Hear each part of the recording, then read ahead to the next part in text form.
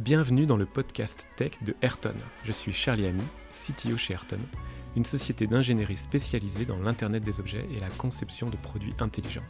Dans cette série, nous discutons librement des sujets techniques qui nous animent dans le quotidien de nos projets, des échanges libres et sans filtre. Pour en savoir plus sur nous, rendez-vous sur le site ayrton.fr. Bonne écoute. Donc bonjour à tous. Aujourd'hui, nous recevons Régis Lataviec, directeur des opérations chez MicroEdge, pour nous parler de l'entreprise et de son offre. Bonjour. Bonjour Charlie. Alors, je vais commencer par une première question. Comment est-ce qu'on prononce correctement MicroEdge ? Alors oui, effectivement, MicroEdge s'écrit micro-EJ. Et effectivement, on l'appelle MicroEdge, version anglaise, parce qu'on joue un peu sur les mots. On parle de edge computing, on est dans ce marché. Et donc MicroEdge, c'est le petit edge computing dans le monde de l'embarqué. Donc MicroEdge, on va essayer de le dire correctement, société française avec une offre assez particulière dans le monde du logiciel embarqué. Est-ce que tu peux nous présenter, en quelques phrases, c'est quoi votre offre phare aujourd'hui ? Oui, alors MicroEdge est un éditeur logiciel, c'est-à-dire qu'on fabrique de la propriété intellectuelle et de l'IP logiciel que l'on vend à nos clients, et nos clients vont utiliser ces IP avec des bénéfices espérés. On va en parler tout à l'heure, que ce soit côté business ou côté technique, évidemment. Donc on a créé la société il y a un peu plus de 10 ans avec l'idée de faire quelque chose qui est finalement assez similaire à Android, c'est-à-dire une espèce de plateforme logicielle embarquée qui va permettre de faciliter le développement d'applications logicielles dans des systèmes électroniques. Donc, notre terrain de jeu, ce sont les systèmes électroniques embarqués. Ce ne sont pas des téléphones, ce ne sont pas des PC, des serveurs. On est dans les montres, on est dans les équipements médicaux, dans les thermostats, dans la domotique, dans l'industrie, dans les imprimantes, dans ce genre d'équipements. Donc on est vraiment dans les équipements IoT, du petit équipement jusqu'à des choses intermédiaires très intégrées. Voilà, exactement. Ok. Alors, faire Android, il y a 10 ans, Android était encore balbutiant. D'où est venue l'idée de départ ? Comment est-ce que cette aventure a démarré ?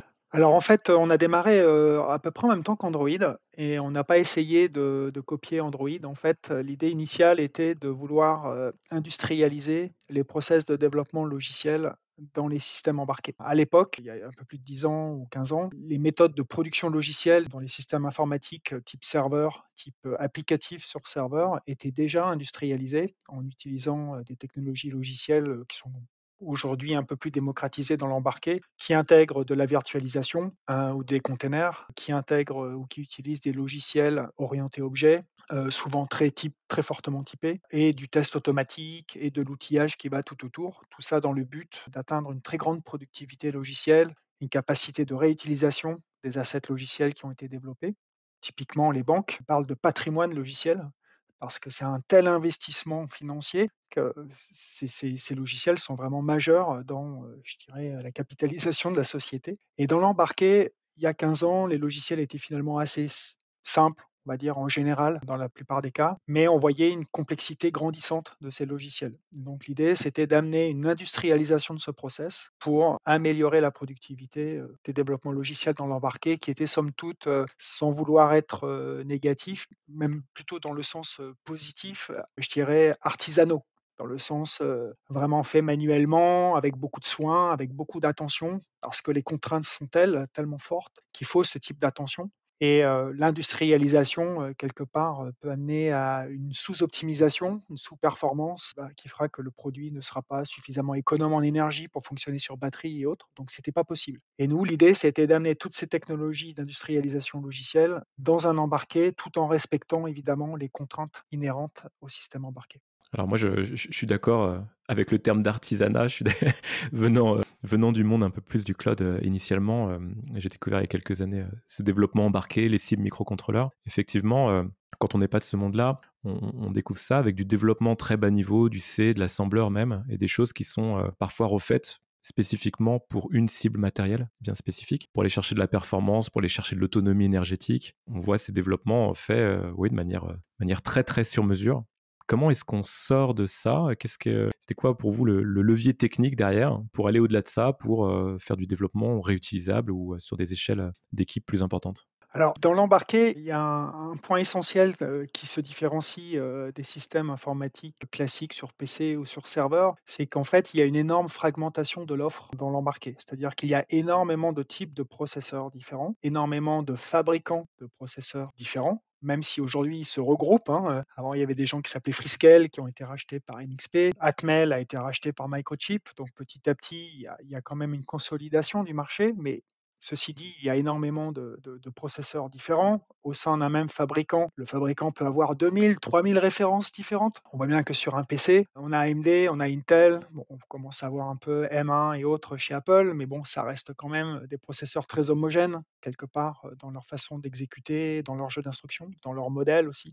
De la même manière, dans l'embarqué, il y a énormément de compilateurs différents. Sur les serveurs, en général, c'est un C compiler, GNU ou Clang, c'est assez restreint. Ensuite, en termes d'OS, dans l'embarqué, il y a énormément d'OS. On en a peut-être 10 ou 15 différents. Les plus connus, FreeRTOS, ThreadX maintenant chez Azure, FreeRTOS, aussi un peu préempté par Amazon, plus des OS commerciaux, comme Green Hills, Wind River. Donc quand on combine tous ces éléments, on arrive à une espèce de combinatoire de matrice que nous on appelle une matrice of pain, donc qui fait qu'un développeur se retrouve devant un fait, il a un produit avec un compilateur, un processeur, un OS. Il change de produit, il va faire un nouveau produit, il a peut-être changé de processeur et du coup, parce que le fabricant de semi-conducteurs lui fournit un autre OS, il va changer d'OS, il va changer de pile TCP/IP, et cetera, et cetera, et donc il se retrouve devant une nouvelle combinatoire et à chaque fois, il est obligé de redécouvrir une nouvelle combinatoire et au-dessus, il a un applicatif. Cet applicatif, évidemment, dépend en général de cette combinatoire, même si on essaie de faire des belles API, même en C, c'est toujours très compliqué et donc il y a une adhérence de cet applicatif sur cette combinatoire. Et dès que la combinatoire change, l'applicatif change ou est impacté. Ce qui fait qu'on a très peu de reuse de logiciels ou des coûts de switch d'un processeur à un autre qui sont très élevés. Donc l'idée de tout ça, c'est de se protéger de cette combinatoire qui est existante et qui va rester encore un certain temps, en enlevant cet interlock entre ces couches basses et les couches applicatives, et en insérant entre les deux une couche de virtualisation, donc un container. Et donc, on voit ça déjà dans l'IT avec des gens qui font, par exemple, comme Docker, qui permet finalement de désolidariser la partie middleware de la partie applicative. Ben là, c'est exactement pareil. MicroEJ apporte un container, une machine virtuelle ou un container, qui va apporter cette virtualisation et abstraire un certain nombre de choses. Ce container va abstraire le jeu d'instruction du processeur, il va abstraire l'OS, et il va abstraire les périphériques et les services fournis par l'OS, qui sont cette fameuse matrice de combinaison, cette combinatoire, de manière à ce qu'un développeur puisse voir une seule API avec un seul modèle d'exécution, et ce, quelle que soit la combinatoire en dessous. Donc, grosso modo, un applicatif qui est écrit dans le container va tout simplement être le même sur un microcontrôleur avec un petit OS ou même sans OS, et sur un processeur Linux. Et là, on va pouvoir commencer à parler récupération, réutilisation de code, grande fiabilité, grande confiance dans le code qui est produit parce que réutilisé dans différents contextes, etc. Et on va commencer à toucher une spirale vertueuse. Ok, donc là, on parle d'une isolation logicielle assez claire entre, d'un côté, les couches basses qui vont implémenter la partie spécifique à l'architecture matérielle, aux périphériques, etc. Et de l'autre côté, une couche applicative développée avec une abstraction en fait de la couche matérielle, c'est ça? Voilà, alors c'est à la fois, pour être très précis dans les termes, techniquement, on va parler d'une abstraction et d'une virtualisation. C'est-à-dire qu'effectivement, une abstraction par les API, qui vont être un contrat très clair entre l'applicatif et les couches basses, mais également une virtualisation, c'est-à-dire que le mode d'exécution, la sémantique d'exécution va être la même, quel que soit le type de processeur, d'OS et de compilateur C. Donc on parle bien d'abstraction et de virtualisation, ce qui amène la portabilité au niveau du binaire. C'est-à-dire qu'on a vraiment un assembleur à la fin, applicatif. Donc on a du source, on le compile, on a un assembleur. Un assembleur en Java s'appelle le bytecode, par exemple. Et ce bytecode va vraiment être portable sur n'importe quel type de processeur. Oui, parce que ce que tu as pas encore mentionné, c'est effectivement Java. C'est un portage en fait de la technologie, de la JVM sur des petites cibles. On est d'accord? C'est ça le cœur de l'offre MicroEdge? Voilà, tout à fait. Alors effectivement, on a commencé par, cette technologie, c'est-à-dire que nous, on a créé un processeur logiciel qui est assez générique et effectivement, ce processeur, c'est interprété, du binaire Java. Donc, on peut tout à fait, développer sous Eclipse ou IntelliJ, un programme Java. Alors évidemment, c'est pas le Java du PC à 100, c'est un sous-ensemble parce qu'un PC, c'est des mégabytes, un microcontrôleur, c'est des centaines de kilobytes, donc on n'est pas dans les mêmes échelles. Donc on n'est pas du tout dans ces mêmes échelles-là et aujourd'hui, on travaille également sur JavaScript, on travaille sur, Kotlin qui est également un langage maintenant largement utilisé dans le monde d'Android et probablement aussi, Python pour des intérêts sur la partie intelligence artificielle sur lesquels il y a énormément de travaux en fait qui sont réalisés en Python et donc qui seront potentiellement réutilisables assez directement dans l'embarqué. D'accord, donc d'un côté, on a des équipes de développement applicatif qui travaillent dans ces langages-là, Java, Python, JavaScript, et cetera, qui ont, un outillage pour convertir ça en bytecode, qui peut directement être exécuté sur ces cibles matérielles à partir du moment où, les couches basses auront implémenté, certains prérequis de micro edge, c'est ça? Voilà, absolument. À un petit détail près, c'est que finalement, puisque, le code est portable binairement sur n'importe quel type de cible, il est évidemment portable sur un PC et donc nous avons créé, un outillage pour créer des virtual devices, donc un environnement de simulation qui va permettre au développeur applicatif de développer son applicatif sans avoir de hardware disponible. Alors, pour quelles raisons il n'a pas de hardware? Elles peuvent être multiples, soit parce que le hardware n'est tout simplement pas prêt, soit on est dans une phase de prototypage amont et donc dans ce cas-là, le hardware n'existe pas. On va plutôt essayer de qualifier, plutôt même, quel type de hardware on aura besoin pour réaliser ce type d'applicatif. Donc c'est vraiment du prototypage et de la qualification de besoins. Soit on est en phase de développement et le hardware est peut-être là, mais le firmware, cette fameuse, matrix of pain n'est pas prête, encore très buggée, donc pas très confortable pour un applicatif, de développer du logiciel là-dessus. Donc il va essayer de dire: «Bah, finalement, je ne vais pas m'en servir et je vais continuer sur un virtual device», qui permettra d'avancer, sur les développements applicatifs. Et ensuite, plus tard, quand on aura validé tout cet applicatif sur simulateur, on sera très, très sûr, très certain de sa qualité. On pourra le déployer sur le matériel qui est prêt, hein, le couple, hardware-firmware quelque part et continuer, la les qualifications du logiciel, peut-être tuner un peu ses performances, et cetera. Donc on comprend bien que cette couche d'abstraction, cette virtualisation, elle amène des changements dans les pratiques même des équipes de développement. Les clients qui aujourd'hui, viennent vous voir et mettent en œuvre cette technologie, sur leur projet, qu'est-ce qu'ils voient en premier comme attrait? C'est quoi les stratégies derrière qui les amènent à bénéficier au maximum de votre technologie? Côté client, en fait, tout dépend à qui on s'adresse. En fait, on a 2 types d'interlocuteurs. On a d'une part, des gens qui sont plutôt orientés business, donc ça va être plutôt des gens qui sont membres d'un comité de direction, des marketeurs, des gens qui sont owners de product line, de produits, de lignes de produits, de portfolio. Ces gens-là ont plusieurs problématiques à régler, aujourd'hui. Ça peut être purement marketing, et stratégie dans le sens, par exemple, une hypersegmentation. Hypersegmentation des produits, par exemple dans les produits blancs, les machines à laver, les fours et cetera, sont des produits à gros volume, grosse masse. Les marges sont plutôt basses. Donc pour essayer d'augmenter les marges, on va essayer de hypersegmenter les produits pour pouvoir créer des différenciations artificiellement et donc essayer d'augmenter les marges avec des fonctionnalités un peu plus particulières sur lesquelles, les utilisateurs finals ont une certaine appétence et ils seront d'accord, dans ce cas, pour dépenser un peu plus d'argent pour acquérir cet équipement parce il répond plus à un besoin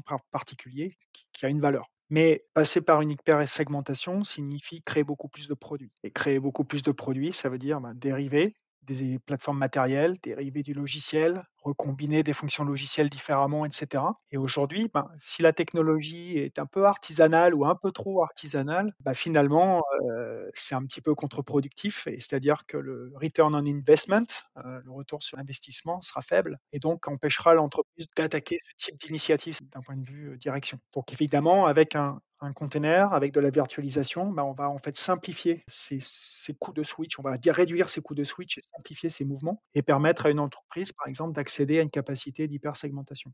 Ça, c'est un premier exemple. Un deuxième exemple très simple, aujourd'hui, on a beaucoup de sociétés qui vendent du matériel, qui vendent des équipements, mais en fait, elles sont sujettes à des fluctuations. On l'a vu, pendant le covid, les gens achètent plus ou moins plus d'électronique, moins d'électronique. On l'a vu avec le shortage en électronique, baisse de production. Donc, et qui dit baisse de production, dit, moins de produits, en rayon et donc moins d'achats au final et donc moins de revenus. Donc ces entreprises souhaitent également diversifier leurs sources de revenus, notamment plus en vendant uniquement de l'électronique, mais des services. Et donc des services, ça peut être des services de maintenance, ça peut être des services, qui peuvent prendre différentes formes. Et donc finalement, ces produits vont intégrer une plateforme de services, sous forme logicielle. Les utilisateurs peuvent y souscrire et quand ils y souscrivent, un service est déployé dans l'équipement électronique. Étant donné que l'équipement électronique peut avoir plusieurs services, on retrouve une combinatoire qui est compliquée à gérer. Donc le plus simple, c'est de faire comme Android. J'ai un application store et je télécharge à la demande des applications qui vont répondre à des services. Et là, on voit du téléchargement dynamique, de l'activation, de la configuration dynamique, qui n'est pas un full firmware update techniquement, qui est toujours compliqué à sortir d'un labo, mais simplement une app qu'on va venir télécharger qui fera quelques kilobytes et qui va ajouter une fonctionnalité. OK, donc là, on est vraiment sur l'approche plateforme, à la Android ou d'autres, avec une marketplace, avec, l'idée d'avoir du service à la demande. OK. Voilà, exactement. Donc là, on voit, je dirais, du développement, purement développement business. Comment est-ce que nos clients peuvent augmenter leurs revenus ou accélérer leurs revenus en déployant plus rapidement des produits sur le marché. Mais on est en tout cas très orienté dollar ou euro. Ensuite, on a le deuxième pan, donc le deuxième volet qui est plutôt technique. Les équipes de développement dans les labos, quand elles mettent en place des process un petit peu artisanaux, c'est un petit peu difficile de mettre en place de l'agilité, c'est un peu difficile de travailler en parallèle avec beaucoup d'équipes sur un fonctionnel et non plus sur des étages en V, en waterfall, dans un planning avec des étapes très figées. Et c'est là où l'utilisation de notre simulateur va permettre à des équipes de travailler ensemble plus rapidement, de paralléliser des tâches. On l'a vu tout à l'heure, on l'a effleuré un peu avec le virtual device, à savoir que, par exemple, dans l'industrie, je vais faire un équipement avec des capteurs, donc j'ai du firmware, j'ai l'électronique, je vais avoir un applicatif qui va traiter les données et je vais avoir un autre type d'applicatif qui va se connecter à un cloud pour pouvoir aller échanger ces données avec le cloud, les stocker, les faire post-traiter, et cetera. Aujourd'hui, je suis obligé d'attendre en tant que développeur applicatif, je suis obligé d'attendre, la disponibilité de ce produit, de pouvoir développer dessus, de le fournir à des gens du cloud qui vont pouvoir, jouer avec, hein, l'intégrer et cetera.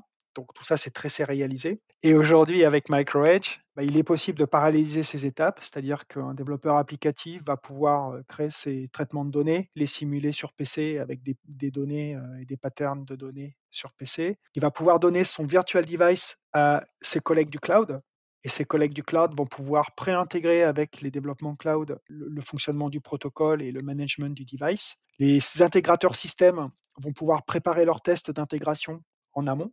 Et le jour où le hardware et le firmware sont prêts, l'intégration du logiciel déjà validé sur le virtual device est en général l'affaire de quelques jours, une semaine, dans des applicatifs qui vont faire une complexité de un demi mégabyte, un mégabyte de code par exemple. Donc on est quand même déjà sur un peu de complexité logicielle.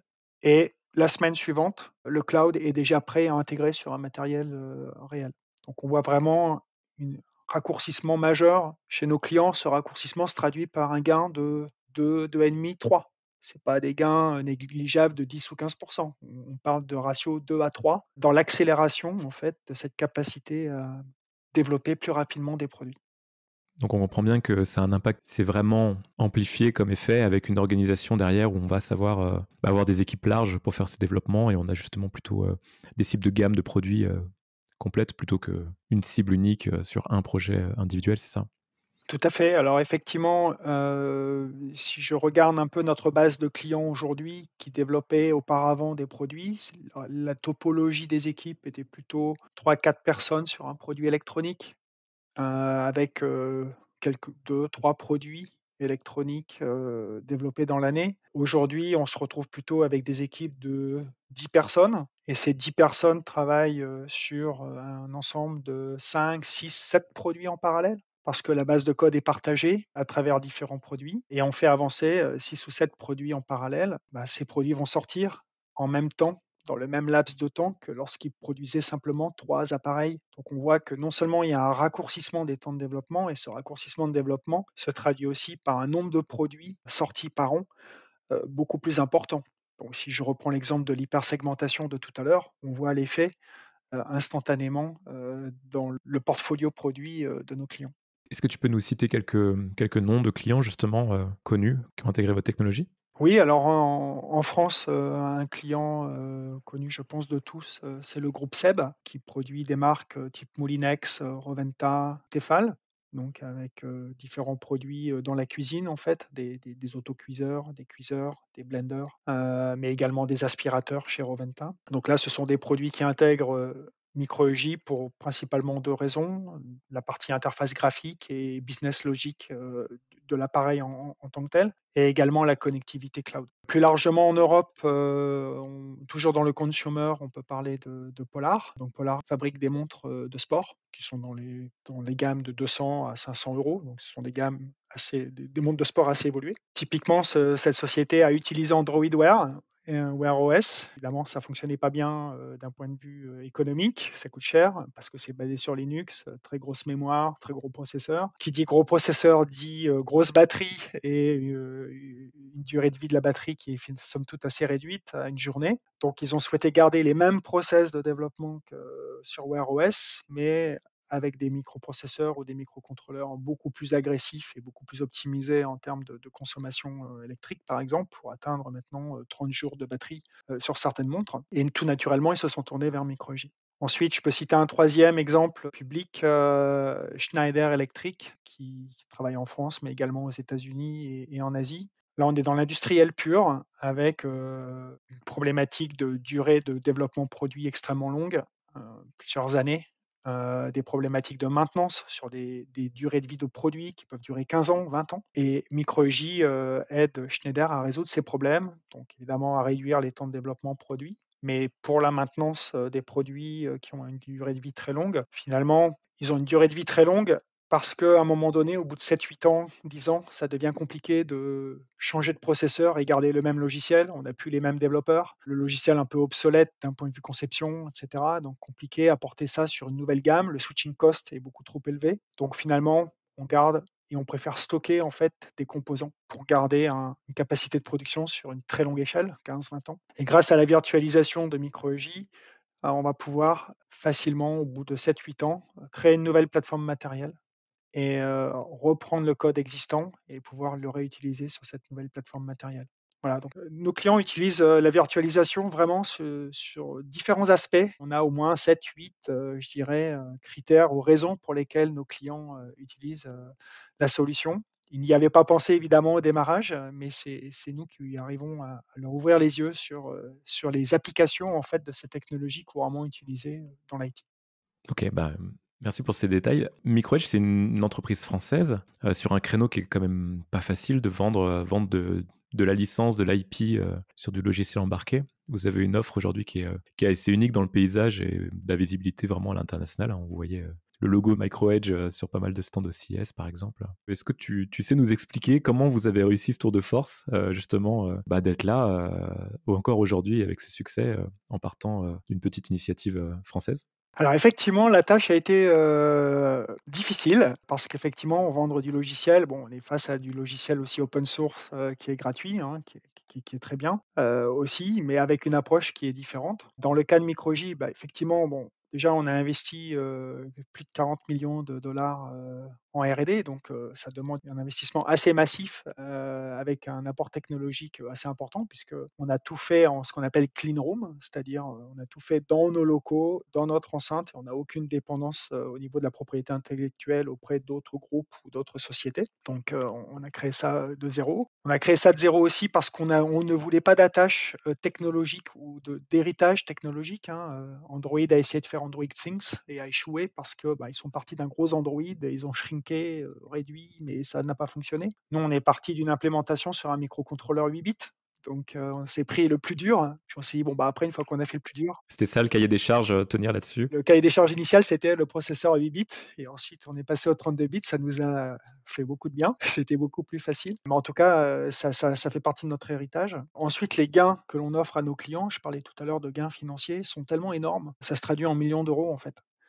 Donc, effectivement, on a une solution qui est payante avec un business model qui est, de la licence, hein, qui est basé sur de la production. Mais c'est un partage de valeur ajoutée, c'est-à-dire que la valeur ajoutée de Micro-J auprès de ses clients est tellement importante qu'effectivement le client comprend que soit c'est lui qui investit et qui va développer une technologie similaire, soit il l'achète à l'extérieur. Et s'il l'achète à l'extérieur, ça lui coûtera moins cher puisque de toute façon, il y a un partage, de ses coûts à travers différents clients. Donc en quelque sorte, mes premiers concurrents, en fait, sont les labos R&D de mes clients finalement, qui ont en charge parfois d'ajouter, ou de créer ces plateformes d'abstraction pour essayer de faciliter un peu tout ce dont on a parlé, jusqu'à présent. Et donc nos clients sont face à un choix, make or buy. Est-ce que je fais moi-même ou est-ce que j'achète cette techno à l'extérieur? Si on regarde un petit peu l'historique, des technologies logicielles ou même de l'électronique, il y a 20 ans ou 25 ans, les gens faisaient des ASIC, c'est-à-dire des processeurs,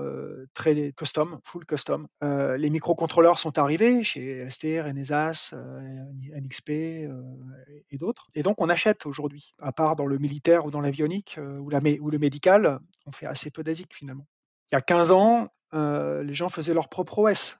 Aujourd'hui, qui fait son OS? Le marché est suffisamment mature pour dire: «Je prends un OS, que je l'achète à l'extérieur ou que je le source en open source». Je ne vais pas le faire moi-même, c'est clair. On est bien dans un buy et non plus dans un make. Et aujourd'hui, la notion de plateforme, de containerisation atteint un certain niveau de maturité grâce à Android, grâce à un certain nombre d'initiatives, qui ont montré qu'effectivement les virtualisations dans l'embarqué faisaient sens et de ce fait, nos clients sont encore devant, le choix make or buy, mais tendent à aller vers le buy, de par la maturité du marché et la maturité de l'offre. OK. Bon alors, peut-être pour finir sur une question un peu plus ouverte, c'est quoi, pour toi, c'est quoi l'avenir, de MicroEdge et plus largement, est-ce qu'il y a des tendances, que tu lis, que vous lisez, dans le marché et dans les pratiques, des ingénieurs, des choses qu'on fait différemment aujourd'hui ou qu'on fera différemment dans quelques années, par rapport à ce qu'on a connu jusque-là? Alors très concrètement, chez MicroEdge, on a un objectif, je dirais de taille d'entreprise, pour devenir un acteur majeur sur le monde de l'embarqué. Aujourd'hui, on a vendu, environ, 150 millions de licences dans le monde. On a un objectif d'atteindre le milliard d'ici quelques années, donc avec un très fort taux de croissance. Donc pour ça, c'est effectivement de continuer à travailler avec des grands groupes, notamment, qui ont évidemment, beaucoup de production et de les amener à utiliser nos technologies et de comprendre les intérêts d'utiliser ce type de technologie. Donc ça, c'est pour la croissance de la virtualisation et de la containerisation sur le marché, je dirais. Sur les tendances, je dirais qu'il y a un premier point, c'est dans l'embarqué, on commence à avoir une pénurie d'ingénieurs logiciels, notamment en C, c'est à peu près un demi-million de développeurs. Donc c'est clairement critique pour les entreprises. Ce sont des compétences extrêmement sensibles et extrêmement précieuses, parce qu'aujourd'hui, tous les processeurs sont faits pour du langage C et de l'assembleur. Donc c'est le seul moyen de les programmer. Donc ces entreprises veulent protéger et garantir cette disponibilité de ressources et il ne faut surtout pas, je dirais entre guillemets, la gâcher en mettant des développeurs C sur un connecteur cloud, par exemple. C'est pas du tout son truc, c'est pas du tout son domaine.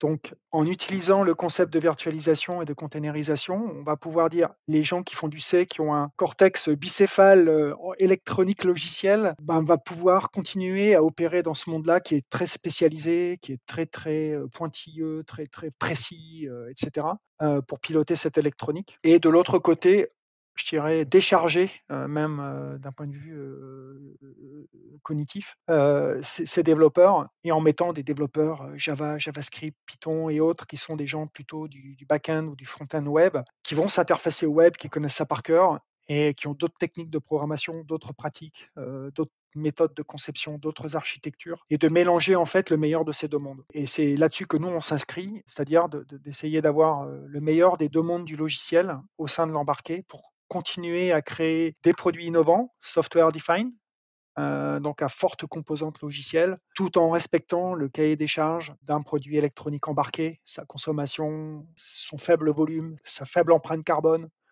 et cetera, qui sont des tendances, extrêmement fortes, et qu'on va continuer à voir dans le futur.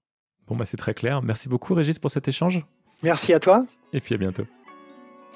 L'épisode est terminé et j'espère que ça vous a plu. Si c'est le cas, partagez le podcast autour de vous. Si vous voulez en savoir plus sur Ayrton, rendez-vous sur notre site ayrton.fr. À bientôt pour un prochain épisode.